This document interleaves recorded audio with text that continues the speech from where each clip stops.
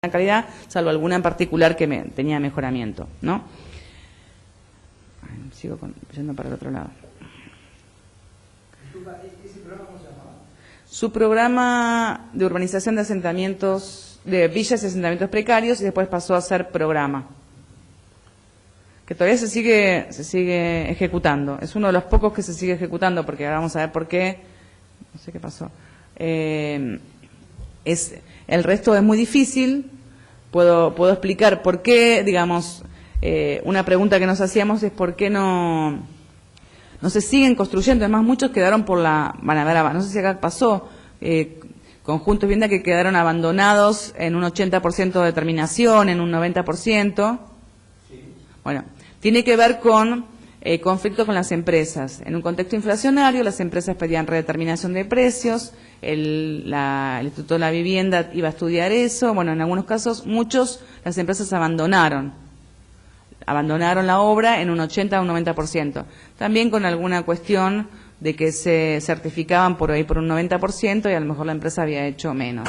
Entonces, sí, de vivienda nueva. Entonces, cuando se licitaba por un 10%, en realidad era más del 10%, y en muchos casos ya había sido vandalizada, con lo cual era muy complicado volver a retomar una obra con empresas distintas, vandalizadas y rotas, y que nadie le tenía ninguna empresa interés para terminar un 10%, era meterse en un problema.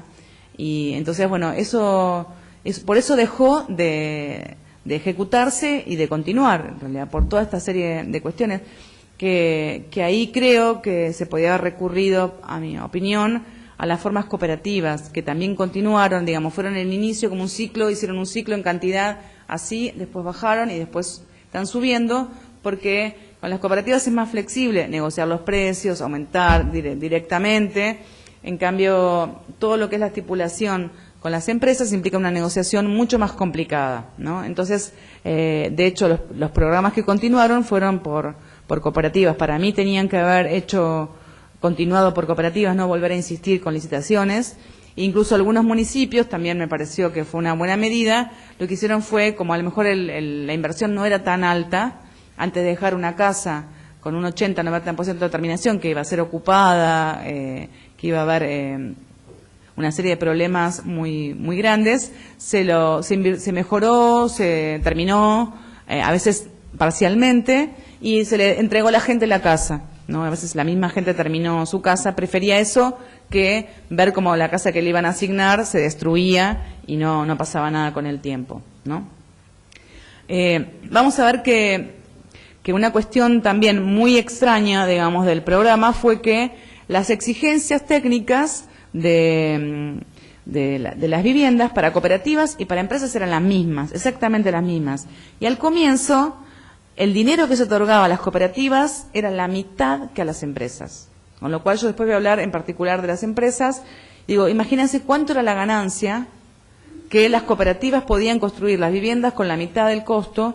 Inclusive imagínense que la capacidad de las empresas para negociar precios de los insumos es muchísimo más que las cooperativas, que incluso en muchos casos eran como, por organizaciones eran como individuales, en muchos casos se agruparon para poder negociar con los corralones la compra de materiales.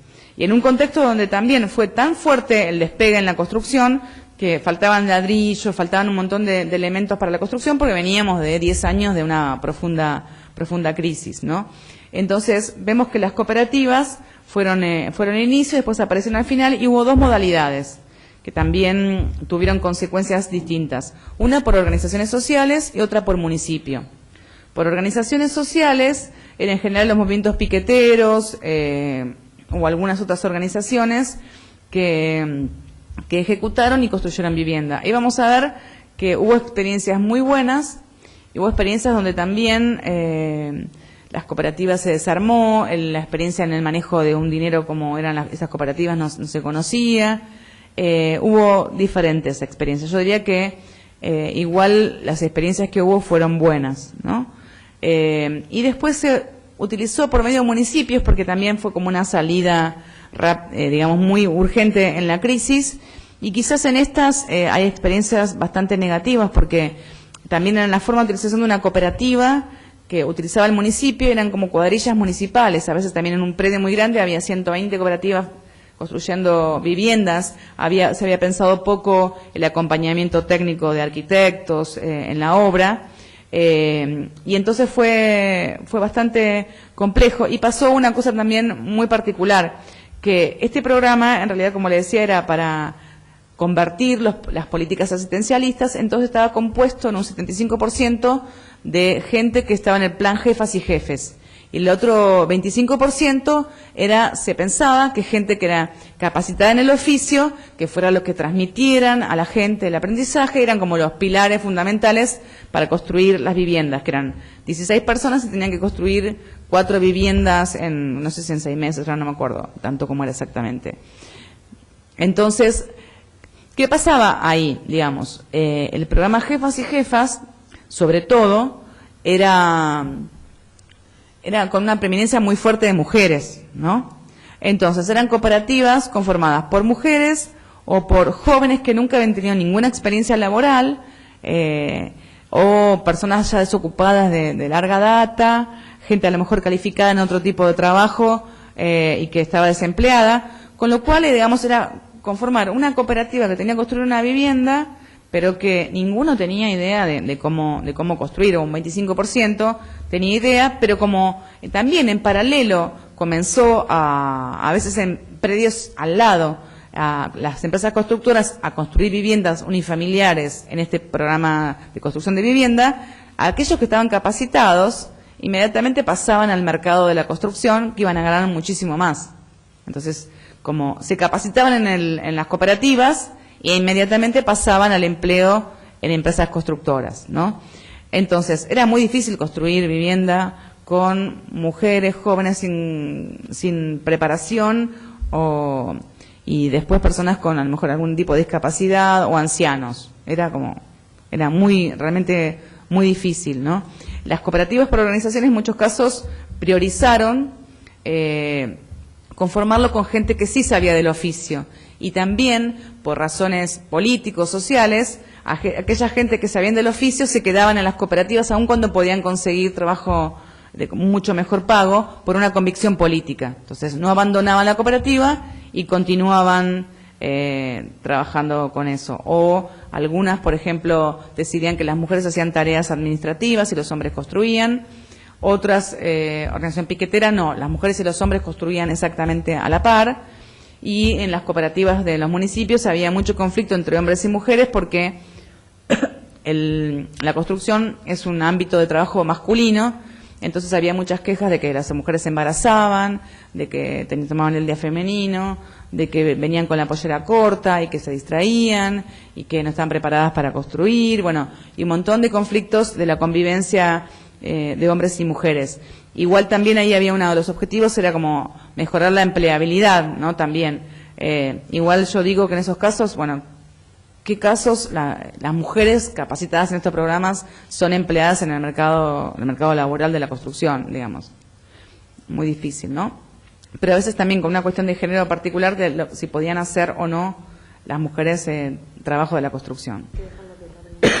¿Más tiempo?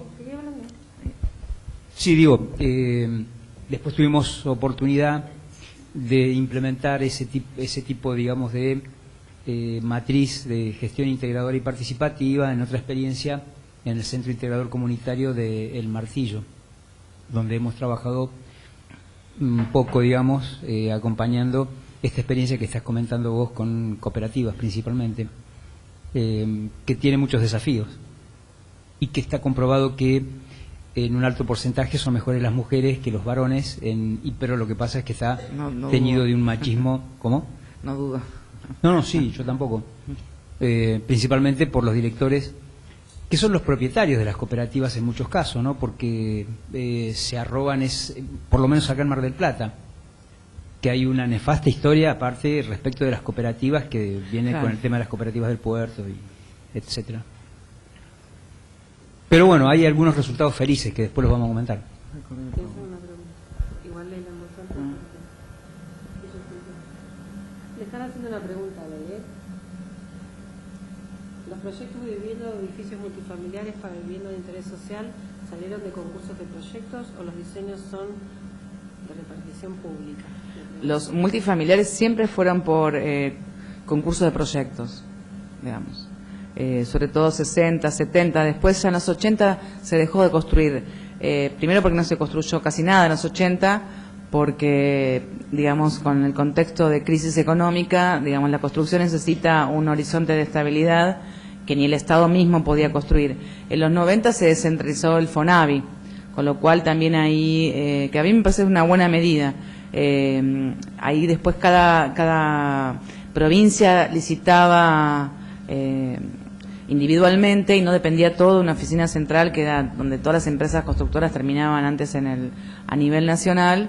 Y con los 90 había una fuerte crítica. Si uno leía los fundamentos de por qué se descentralizaba, el diagnóstico era muy interesante, ¿no? Una crítica a que generaba mucha insatisfacción en los usuarios, en los conjuntos de vivienda de interés social, que era de mala calidad, la escala, que estaban alejados, que las empresas constructoras, y digamos, igual después eso mucho no cambió, porque después cada provincia ejecutó y diseñó, también hizo algunos estándares mínimos.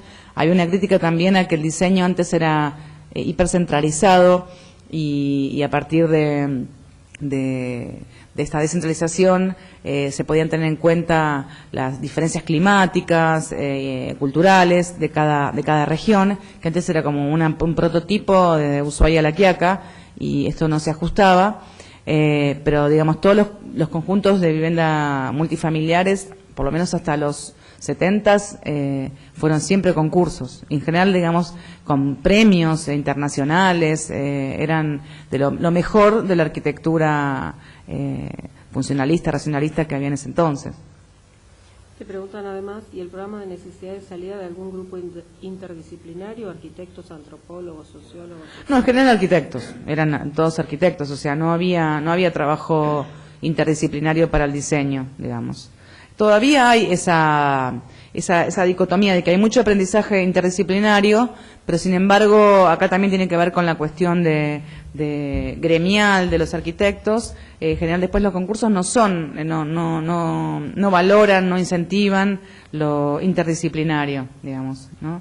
El concurso como proyecto, por ejemplo, de los 90, que fue muy clásico, urbano para Retiro.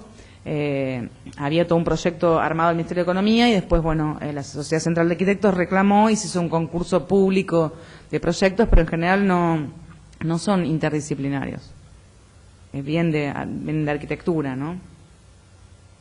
Y al revés, los antropólogos, y los criticábamos a todo lo que hacían los arquitectos, era, digamos, los usos de los espacios contemplados, porque en una villa o un asentamiento las madres pueden ver a sus chicos jugando en la puerta. Hay un montón de aspectos que vivir en un espacio en altura hace como una vida muy muy compleja, digamos, ¿no? En el diseño mismo también, que no había espacios, no había balcones, no había espacios para colgar la ropa. Seguimos sin poder bajar. De las necesidades, en general lo que pasa es que ahí, eso es interesante, porque hay como dos posibilidades, ¿no? Hay como la mirada de un usuario pasivo o de un usuario activo. En general, todos estos programas de diseño de vivienda son sujetos pasivos. Los sujetos se tienen que adaptar a las viviendas, en muchos casos incluso con una mirada disciplinadora, y en general el problema es que los usuarios son sujetos activos, y ya se lo considera desde el inicio.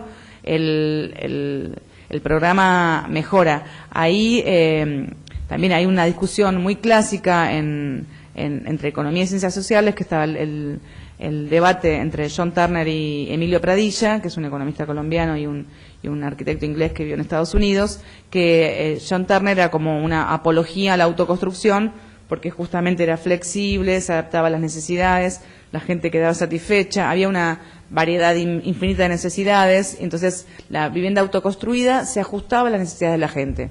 Y él decía que las viviendas de interés social eran homogéneas, monolíticas, generaban insatisfacción y demás. De hecho, si uno va y entrevista a la gente, no está contenta, no vive feliz en esos lugares, no se muda porque no se puede mudar, te dice, o sea, no, eso no sucede. Pero bueno, en realidad este planteo de John Turner era muy dicotómico y tajante. También el Estado puede hacer otras cosas, puede hacer vivienda de interés social, no necesariamente como se venía haciendo en muchos casos, ¿no? Y entonces uno puede sacar como también aprendizaje cuando también ve incluso su programa de villas, no contemplaba en el diseño la participación. Pero obviamente en ese tipo de programas, o sea, no existe la posibilidad de ejecutar nada sin participación, porque por dónde comienzan las primeras viviendas, qué hacen con la cancha, cómo modifican las calles, o sea, necesitan de la gente. Y uno puede sacar como una ecuación, algunos aprendizajes, que es que cuanto más participación tiene la gente en estos programas de mejoramiento barrial, o de mejoramiento habitacional, o de construcción de vivienda, en general es de mejor calidad y genera más satisfacción. De hecho, también un debate que tenemos que hacer, que está pendiente, es qué pasa con las empresas constructoras en la calidad de que construyen, si uno lo compara con las cooperativas. Digo, las cooperativas gastaban la mitad del dinero, y si uno puede comparar las cooperativas que funcionaron bien, ¿no?, con las viviendas de interés social estándar que se construyó por empresa, son de muchísima mejor calidad las viviendas hechas por las cooperativas, ¿no? Hay una cuestión muy fuerte del Estado controlando a las empresas constructoras. Nosotros cuando hicimos el trabajo en diferentes municipios del conurbano teníamos una idea de que es un clásico que había mala calidad en la construcción, pero la verdad que fue mucho más de lo que yo esperaba, y a veces siempre digo el chiste que existe una fábrica de tanques rajados, especialmente para vivienda de interés social, porque uno iba a ver qué problemas tenía, tanque rajado, al lado del tanque rajado, el otro tanque rajado, y bueno, es una línea de producción para vivienda de interés social, ¿no? Y realmente, digamos, uno veía que la gente se quejaba porque se le caían los azulejos, se levantaban también la cerámica, que prendía la luz y salía agua, que abría la canilla y se electrocutaba, que los techos tenían goteras, que las maderas ya estaban podridas, millones de problemas. Incluso en uno de los barrios en particular, algunos vecinos tenían una hipótesis más conspirativa, que era que en toda una cuadra todo lo que era el desagüe pluvial estaba tapado con cemento, o sea, como si lo hubieran boicoteado. Y ellos decían que en un momento había un conflicto porque no les pagaban a los obreros de la construcción, y entonces ellos creían que había habido un boicot y que todos se pusieron a tapar los caños para perjudicar para que la vivienda. La verdad que no sé respecto de eso, pero bueno, y también aparecían, eso porque no está ahí en lo que estoy poniendo, es interesante todos los mitos que hay en la gente cuando uno hacia las entrevistas, porque había también, por un lado, esa hipótesis, ese mito conspirativo de que alguien había boicoteado, y después había también en varios barrios como que en realidad, porque en algunos otros casos existió eso, pero en este programa no, era que en realidad iban a entregar con calefón y cocina, pero sabemos que en algún lado en una cava están enterrados todos los calefones y cocinas, y alguien se quedó con toda la plata, bueno, cosas por el estilo de que no estaba contemplado en ese calefones y cocinas, pero bueno, la gente creía que los habían estafado y que los habían robado, o que habían tirado, que alguien se llevó el dinero con los calefones y cocinas, digamos. Acá también hay problema de comunicación de qué se planteaba y que no se planteaba respecto de las viviendas, y entonces cuando fuimos a hacer las entrevistas, después vamos a ver que hay como una incongruencia entre la valorización y de qué se reclamaba la gente, ¿no? Pero era realmente problemas de calidad muy serios, y uno veía las especificaciones técnicas del Estado y eran de buena calidad, digamos, un mínimo de calidad. No se cumplía en absoluto con el mínimo de calidad. También pasaba con algunas de las casas de las viviendas por cooperativa del municipio, que como yo les decía, estaban conformadas por mujeres, jóvenes sin experiencia, discapacitados, ancianos. Obviamente la calidad de las primeras viviendas de esos casos eran muy malas. Después cuando aprendían, mejoraban. Esas casas me acuerdo que nadie las quería ocupar, ¿no? Finalmente algunas hasta se derrumbaron solas, ¿no? Tenían los techos como curvos, las puertas así corridas, recorrer era una experiencia extraña en parte de esos conjuntos. ¿Sigue sin verse? Sí, no, igual te quería leer. Seguimos con las preguntas. Miguel Acota, Miguel es de Olavarría. Ajá. Acá los que se hicieron en Olavarría, el diseño era centralizado por nación y provincia. Tanto es así que algunas viviendas quedaron con el lavadero hacia la calle y, por supuesto, descubierto. Pero ahí serían viviendas unifamiliares, sí, eran hechos en general por la provincia, los prototipos. Después, en algunos casos por los municipios también, y el programa el de Villas sí fueron por los municipios. Fueron hechos por los municipios. El diseño que también fue cambiando, incluso en el mismo barrio. El primero fue hecho en un estudio de arquitectos y contratado por el municipio, y el siguiente, bueno, fue más discutido con los vecinos y se hicieron cambios. Pero en las multifamiliares siempre fue concurso. En las unifamiliares sí eran prototipos de provincia. Yo vi, por ejemplo, en Tucumán, que hace mucho calor, no podían abrir las ventanas porque eran como, no cortinas de enrollar, sino como ventanas que se abrían hacia adentro, y si tenían una cama cucheta no se podía abrir el dormitorio, no entraba ningún placar, digamos, esas cosas. La gente se quejaba mucho del tamaño también de la vivienda, ¿no? Ezequiel está en Villa Gesell y dice, sería interesante que consideren estudiar el proyecto del arquitecto Moshe Shafir, ¿será? Llamado Hábitat 67, construido en Montreal. Buen ejemplo de complejo habitacional prearmado. Sí, yo en ese sentido no soy crítica a rajatabla de los conjuntos multifamiliares, sino que, digamos, en qué condiciones, en qué escala. Creo que se podría hacer. Lo que hasta ahora se hizo, en general no. Uno puede ver también la paradoja de que algunos de la década del 30, en la ciudad de Buenos Aires, como el barrio Los Andes y el barrio, no me acuerdo cómo se llama, el que está en Flores, de Betervide, en realidad son barrios de clase media, y que hay lista de espera de gente para comprar ese departamento, y hay lista de espera para alquilar, digamos, ¿no? Es un departamentos muy apetecidos, bueno, y son vivienda, al origen son viviendas de interés social. También los paradigmas cambian. Yo vivo muy cerca de los barrios de casas baratas, y ahora no me acuerdo cómo se llama, Caferata, que también son hoy habitados por clase media, profesional y muy demandados, y había una crítica muy fuerte como que eso no era digno de la clase obrera, ni siquiera para la clase obrera esas viviendas, ¿no? Bueno, no hay que hacerlo, no correcto. Sí, impera la hipocresía, ¿no? Básicamente. No sé si hipocresía, yo creo que hay cambios de perspectiva en ese entonces, y creo que en realidad hay problemas de también la discusión de qué calidad para quién. Creo que hay ese sentido, ¿no? En ese sentido sí, de que, bueno, si total son para pobres, que ¿por qué van a tener más ambientes o más? En eso sí aparece. Es decir, la inversión del Estado indica que son tan caros como si fueran casas comunes Sí. Eso es también lo terrible, ¿no? Que no es que el Estado pensó en no invertir en dinero en estas viviendas, sino que el dinero es equivalente a una casa construida en el mercado, en cuanto al costo, pero en cuanto a calidad, no. Bueno.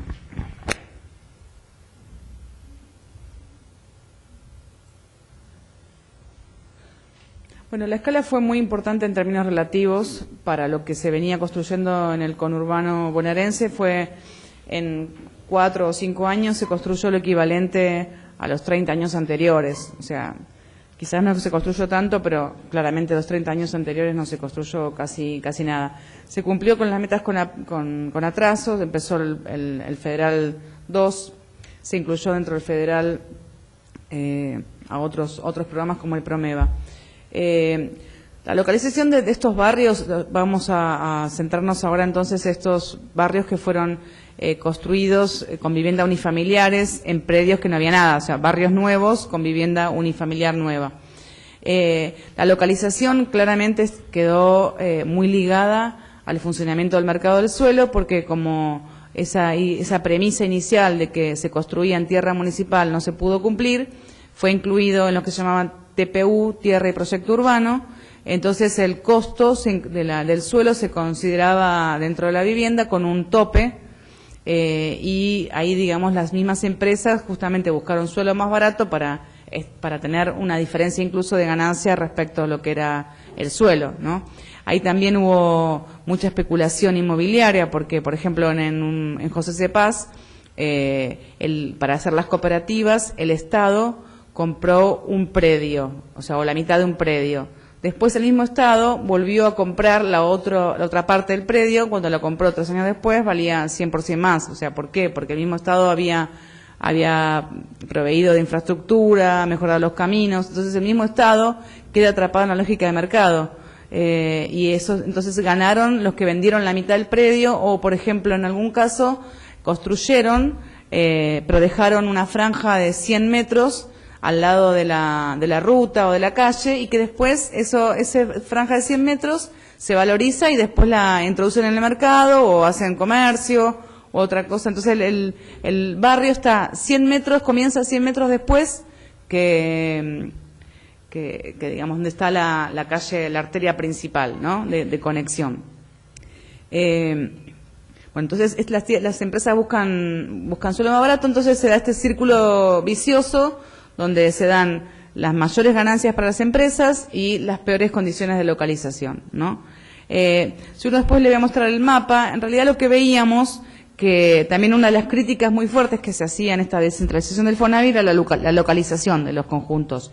La experiencia, si uno veía donde estaban los Fonavis, que eran incluso en muchos casos vivienda multifamiliar, era a lo mejor a 3 kilómetros, 10 kilómetros, 20 kilómetros de los núcleos urbanos, ¿no?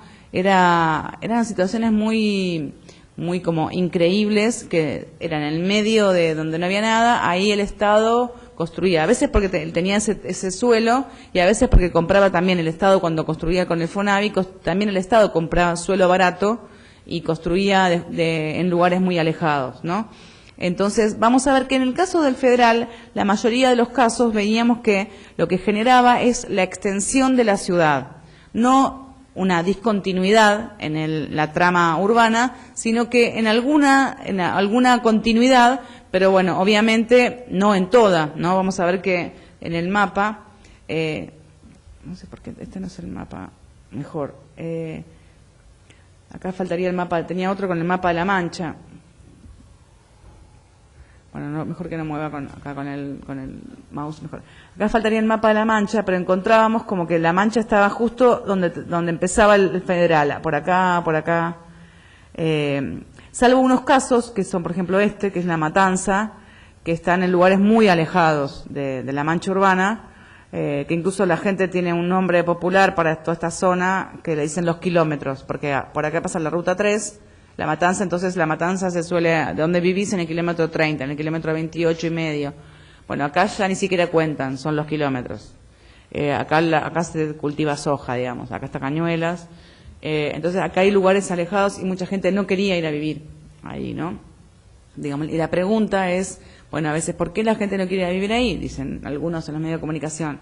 Y porque la ruta pasa por acá, era 4 kilómetros más adentro de la ruta y al lado de la soja, digamos, ¿no? Era muy lejos. Pero salvo estos casos, en general continuaban la mancha urbana. Por ahí después, a lo mejor, en alguno de los límites tenían suelo vacante, en otro también, pero en alguno implicaba la continuidad de la ciudad. Después, más adelante, vinieron los supermercados, otro tipo sobre todo los corralones, un montón de empresas, ¿no? Estos son los casos en que hicimos encuestas y también entrevistas. Acá en Moreno, en realidad hicimos estudio de campo y no pudimos hacer encuesta por razones de seguridad, digamos, que para mí fue una experiencia muy extraña. Yo venía haciendo trabajo en asentamientos, nunca tuve problema, pero en ese barrio de Moreno, a los encuestadores los asaltaban. A la tercera vez decidimos que no lo hacíamos ahí. Entonces terminamos reemplazando por José C. Paz, cambiamos el municipio. En ese momento eran los que se acababan de entregar, ¿no? Y también entonces hicimos focus group, hicimos entrevistas, hicimos varios análisis, análisis también de georreferenciación de todo lo que se iba construyendo, ¿no? Acá vamos a ver que un poco la hipótesis, esto por después lo explico después, la hipótesis que comenzamos a entrar